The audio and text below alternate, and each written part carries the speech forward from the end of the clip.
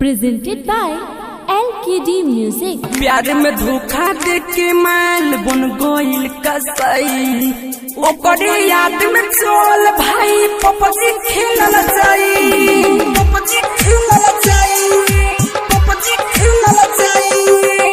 खाके कसम को होतानी दिल ना लगाई, ओकरे याद में चल भाई पपजी खेलल जाई।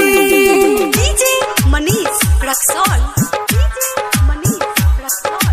प्यार में धोखा दे के माल बन गइल कसाई, ओकरे याद में चल भाई पपजी खेलल जाई।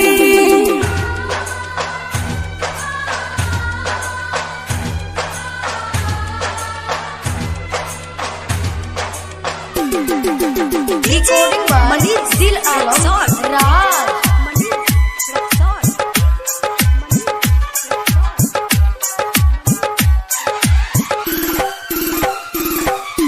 पपजी खेलल जाई, पपजी खेलल जाई। दिन प दिन भइले जाते रहे खचरी, भेट कोरिया आवे तो सटे न पजरी। दिन प दिन भइले जाते रहे खचरी, भेट कोरिया आवे तो सटे न पजरी। हम बनी परेशान तू देवे न ध्यान, याद रखबे ओकर जान चली जाई। सब कुछ भूल के चल भाई पपजी खेलल जाई। प्यार में धोखा दे के माल बन गइल कसाई, ओकरे याद में चल भाई पपजी खेलल जाई।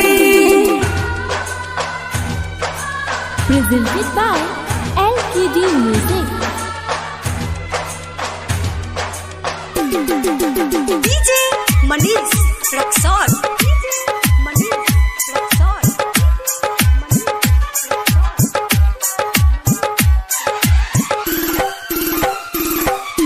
पपजी खेलल जाई, पपजी खेलल जाई। बेला ओ मन के देता बिया धोखा, जाई तो ये भाई ओकरा मिल गइल मौका। बेला ओ मन के देता बिया धोखा, जाई तो ये भाई ओकरा मिल गइल मौका। कहे जाए कि पटेल रोज करतिया खेल, कहे जाए कि पटेल रोज करतिया खेल।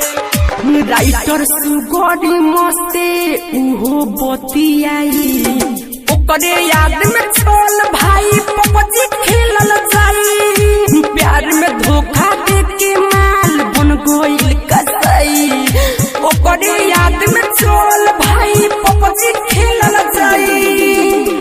RDS digital recording studio Sarisua बाजार।